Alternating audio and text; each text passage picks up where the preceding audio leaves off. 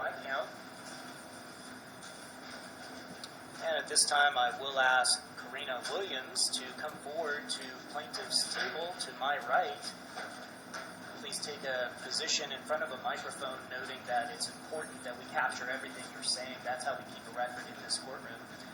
And I would also ask Patricia Panowitz to take a position at the table right in front of me, again in front of a microphone, please, so that we can keep a good record of our hearing today. Folks, this is cause number 197-20492, Karina Williams versus Patricia Panowitz. I do want to go over ground rules first. At this hearing, the petitioner will have an opportunity to be heard first. It is petitioner's burden to prove this case by preponderance. That means anything over 50% will carry the day for you. I will then hear from the respondent, Ms. Panowitz, and give you an opportunity to be heard as well. While each of you are offering testimony for the court, I ask you not to interrupt the other party, even when it's really hard not to, even when you disagree in your head with what the other side is saying. It's important that you not interrupt. I might interrupt each of you with questions of my own to try to direct the conversation, but I will make sure that each of you has a full and fair opportunity to be heard in front of the court today. At the end of the hearing, I'll make a decision as to whether a final order should be granted, and final in our context means a year, but would be renewable. With that, I will advise counsel that I have had the opportunity to review this file completely prior to taking the bench. I did have an opportunity to play the thumb drive and review the video from that document.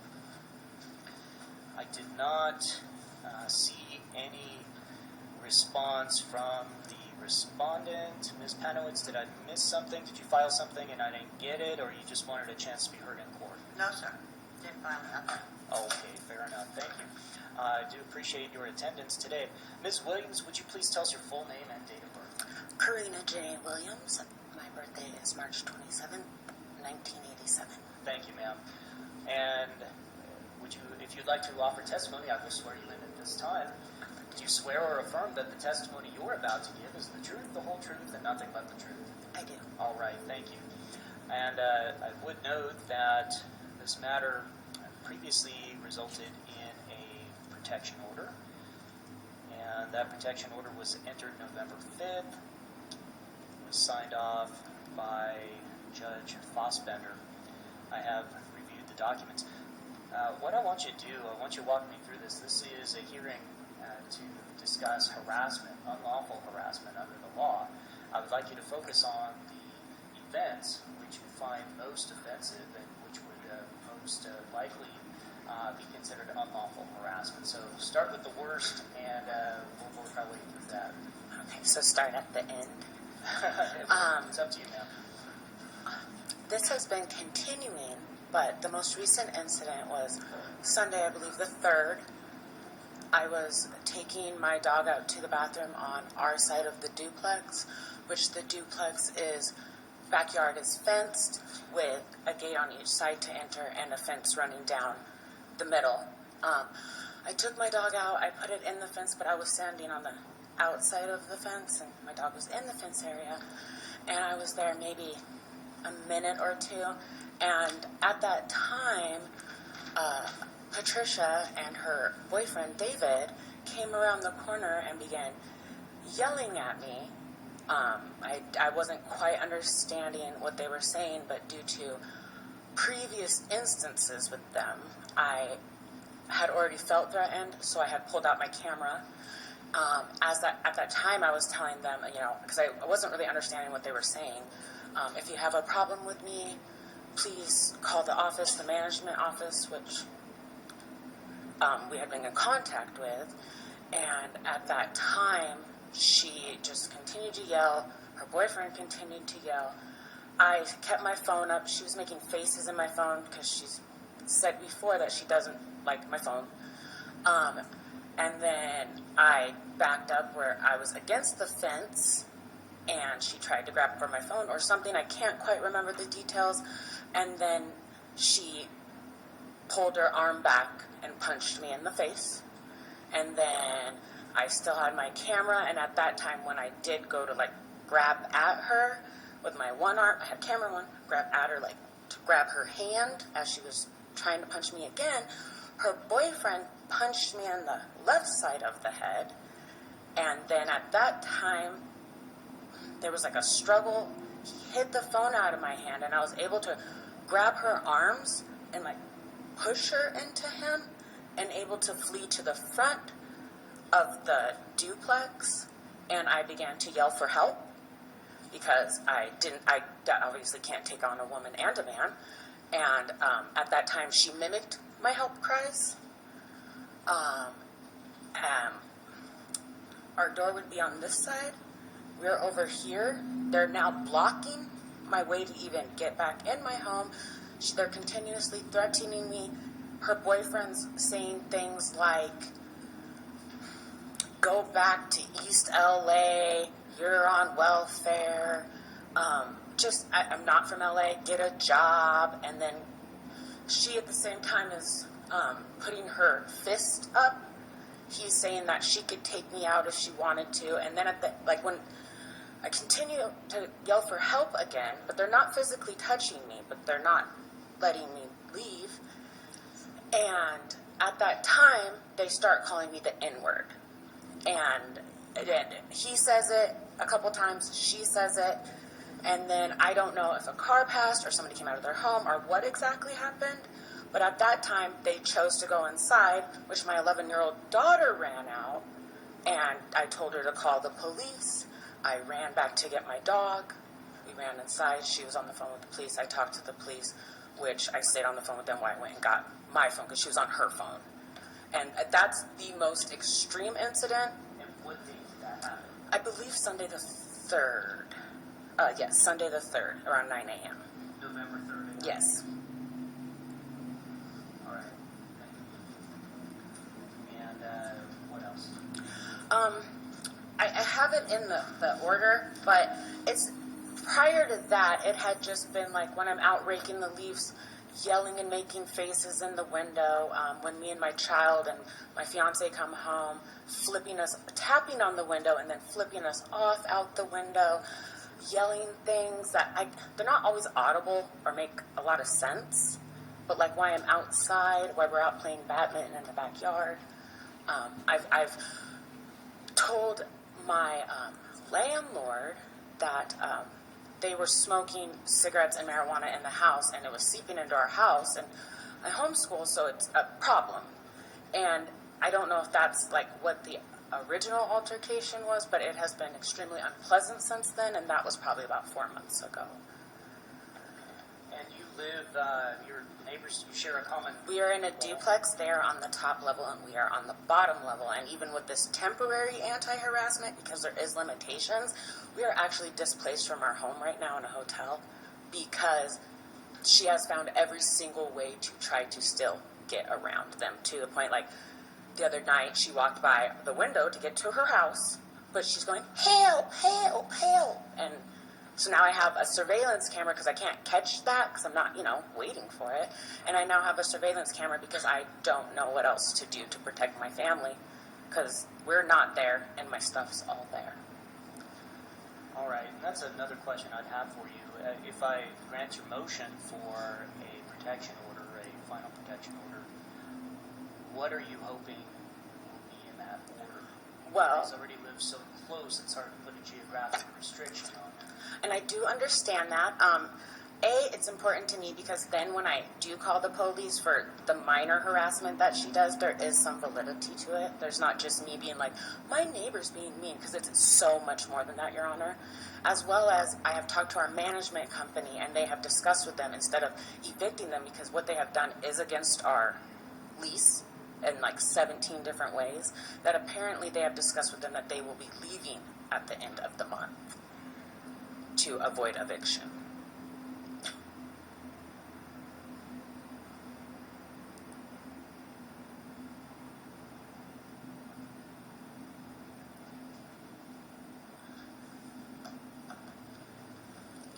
All right, thank you, ma'am. What else would you like the court to consider?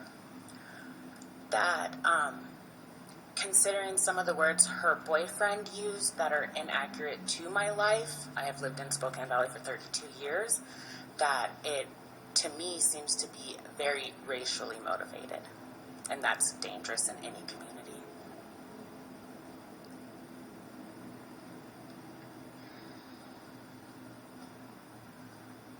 All right, thank you, ma'am.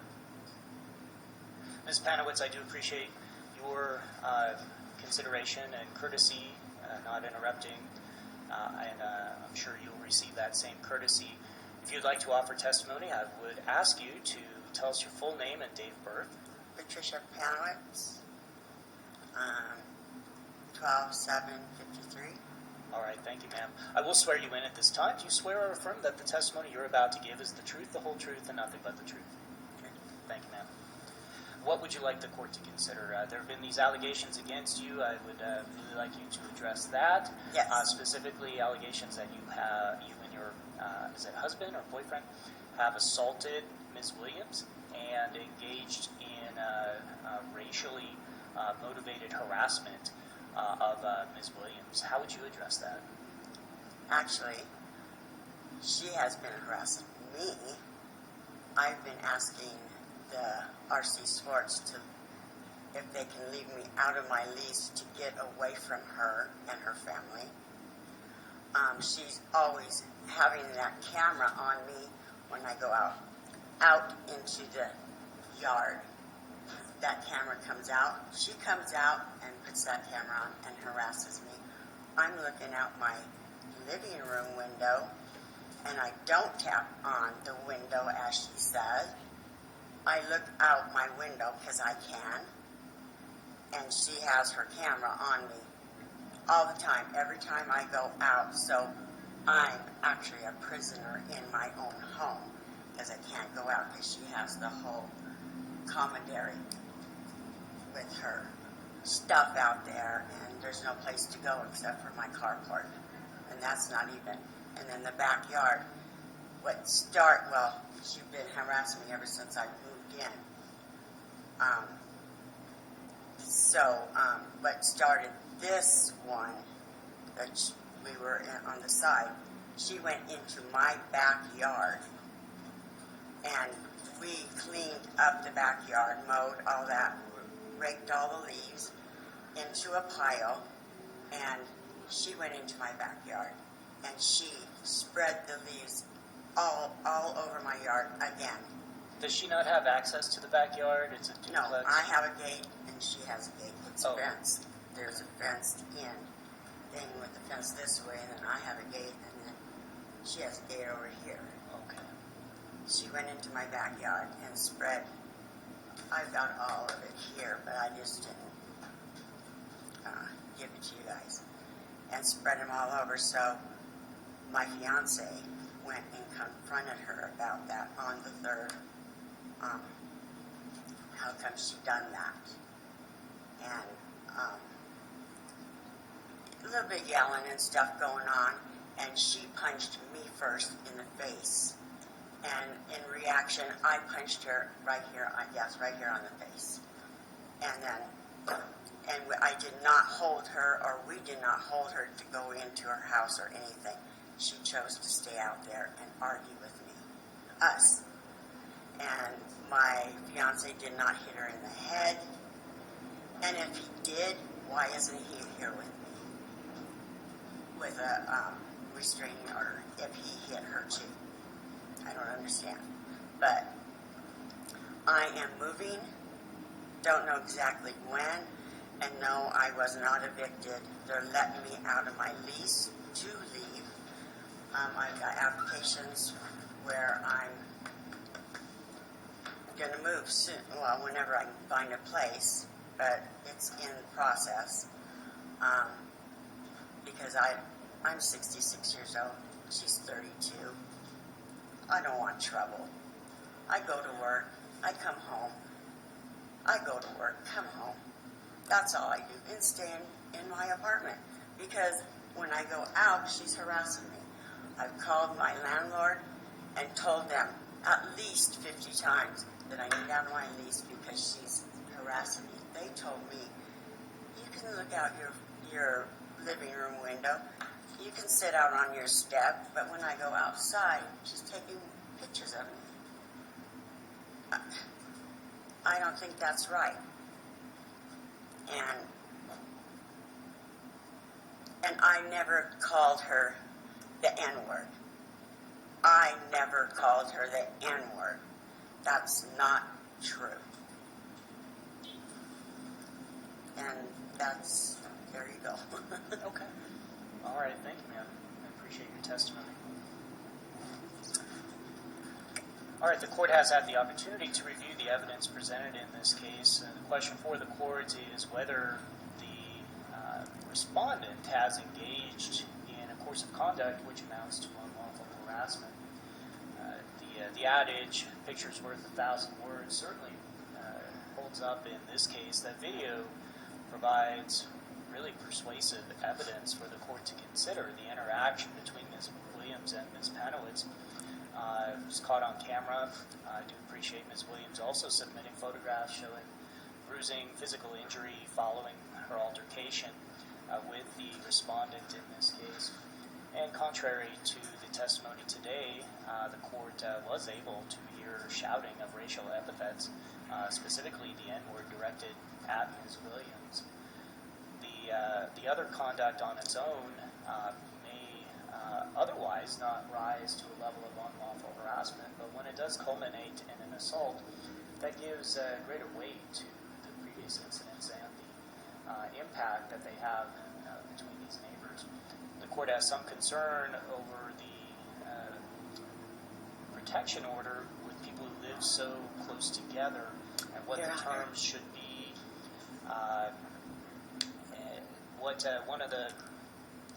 There are two restrictions on the court's authority for protection orders. I can't enter an order that interferes with somebody's right to have visitation with their children, and I can't enter an order that interferes with somebody's right to property. The respondent in this case has property interest in the lease. So, bottom line, folks, I'm going to grant a protection order.